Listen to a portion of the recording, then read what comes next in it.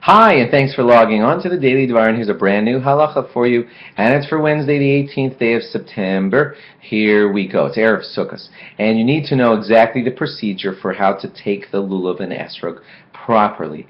Now, in general, we always make the bracha before we do a mitzvah, like right before you tighten your say lulav. Right before you tighten your tefillin onto your arm, you make the bracha and then you tighten. So it's bracha then mitzvah. By the way, an apparent contradiction to this is the washing of your hands, where we wash our hands first and then make the bracha, but I could explain it. We can't make the bracha before we wash our hands because we're not pure enough before hand washing to be able to make the bracha. So what we do is, we do a kind of like legal loophole. We wash our hands. The mitzvah is not completed yet because we haven't dried our hands yet, which is the completion. Then we make the bracha right after we wash our hands while they're still wet. And then after we made the bracha, then we dry them, which is the completion of the mitzvah. So there too, it looked like the bracha was after the mitzvah, but the bracha was actually right before the completion of the mitzvah. So it's wash, dry your hands. I'm sorry, I said that wrong. Wash, bracha, then dry your hands right before the completion of the mitzvah, which is the drying of the hands. But anyway, let me get to our point today about esrog and lulav. If you were to pick up the four species fully, properly in your hand and make the bracha, boom, you did it in the wrong order. Because the second you put them in your hand, you fulfill the mitzvah, and then later you made the bracha. So what we do is this weird thing. We hold the esrog upside down. The lulav and the other two species attached, they could be right side up. The esrog is upside down. That means the pitom is down.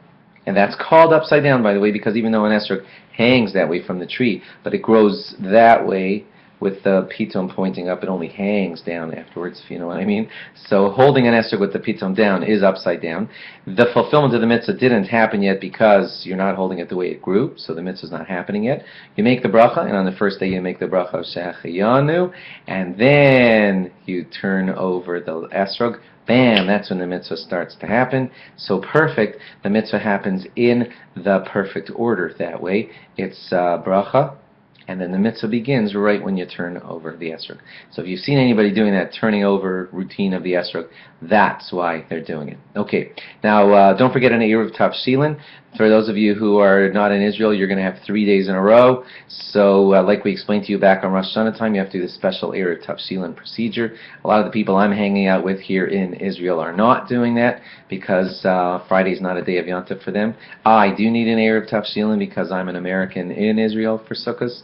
So, but that's a whole other story. So thanks for logging on, and to all of you who are in America, we can't continue these halachas until Sunday after the 3-day Yom Tov, and hopefully I'll have a new law for you then. Have a great Yom Tov, a great Shabbos. Bye-bye. Fresh laws for you on Sunday of Chol HaMoed. Bye-bye.